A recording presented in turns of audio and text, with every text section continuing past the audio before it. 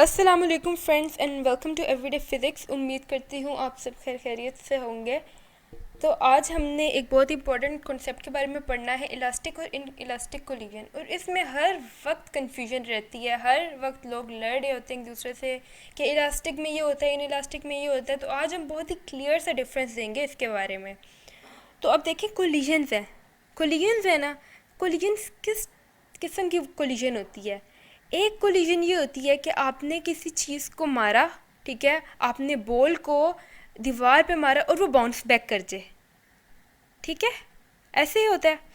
एक तो ये होता है कि वो दोनों चीज़ें बाउंस बैक कर जाएं या उनमें से कोई एक जो है वो बाउंस बैक कर जाए। और दूसरी तरफ ये होता है कि अगर आपने किसी चीज़ को मारा और वो उसके साथ ही मूव करना शुरू हो जाए, जिस तरह बड़ी गाड़ी जो है वो किसी छोटी गाड़ी को मारे तो वो उसके छोटी गाड़ी जो है वो उसके साथ ही मूव करना शुरू हो जाती है ना। तो ये होती हैं दो किस्म की कोलिजन्स। अब ये जो इलास्टिक कोलिजन होती है ना, इलास्टिक, इलास्टिक से पता लग रहा है, मतलब बाउंस बैक हो रही है इलास्टिसिटी की वजह से। तो इस तरह की कोलिजन में क्या होता है, कोई डैमेज नहीं होता ऑब्जेक्ट का। बॉल को आपने हिट किया वॉल पे, वो बाउंस बैक कर गई, क्या डैमेज हुआ उसको? कोई नेग्लिजिबल डैमेज होता है। इसी तरीके से स्नूकर की बॉल्स आपस में हिट करती हैं, तबाही तो नहीं हो रही होती ना, हीट और साउंड तो नहीं प्रोड्यूस हो रही होती, किसी और फॉर्म में तो नहीं एनर्जी कन्वर्ट हो रही होती है ना, कोई आग तो नहीं लग जाती ना, जिस तरह वहाँ पे गाड़ियों पे आग लग जाती है एक्सीडेंट वगैरह हो तो ये इलास्टिक कोलिजन जो है इसमें बॉडी बाउंस बैक करती है। मोमेंटम हर वक्त सेम रहता है, मोमेंटम क्योंकि कंजर्व होता है इसीलिए मोमेंटम जो है वो सेम ही रहता है। यानी अगर आपने बॉल को हिट किया वॉल पे और आपने 5 मीटर्स पर सेकेंड से उसको हिट किया ना, यानी उतनी वेलोसिटी दिया आपने अगर उसको, और कुछ भी उसका मैथ है, चलो जो भी मैथ है उसका, लेकिन अगर आपने 5 मीटर पर सेकेंड से दिया है तो वॉल भी उसको 5 मीटर्स पर सेकेंड की ही वेलोसिटी देगी, रिवर्स वेलोसिटी देगी कि वो अपनी डायरेक्शन रिवर्स करे और बाउंस बैक करे। तो यहाँ पे वेलोसिटी कंजर्व रहेगी, है ना। तो मोमेंटम यहाँ पे कंजर्व रहा, लेकिन यहाँ पे एनर्जी भी कंजर्व रही। एनर्जी कैसे कंजर्व रही? क्योंकि वो एनर्जी जो है वो किसी और फॉर्म में कन्वर्ट नहीं हुई, एनर्जी की और किसी फॉर्म में कन्वर्ट नहीं हुई, कोई डिस्ट्रक्शन नहीं, कोई डैमेज नहीं हुआ, नो नथिंग।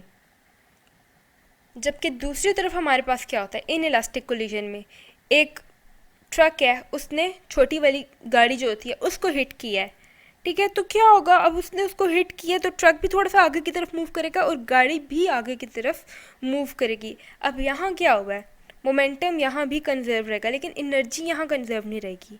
मोमेंटम यहाँ पे क्यों कंजर्व रहेगा वो मैं बताती हूँ आपको, लेकिन एनर्जी के बारे में पहले बात कर लेते हैं। एनर्जी क्यों कंजर्व नहीं रहेगी?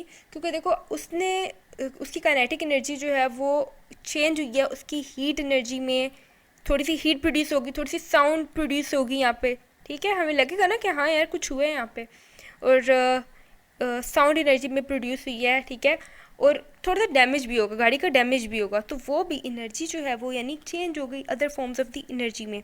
तो इस वाली कोलिजन में, इन इलास्टिक कोलिजन में बाउंस बैक बिल्कुल भी नहीं होती, बल्कि वो उसके साथ ही मूव करना शुरू हो जाती है, एक बॉडी दूसरी बॉडी के साथ ही मूव करना शुरू हो जाती है, और काइनेटिक एनर्जी इसमें कंजर्व नहीं रहती। लेकिन मोमेंटम हर जगह कंजर्व रहता है। क्यों रहता है कंजर्व?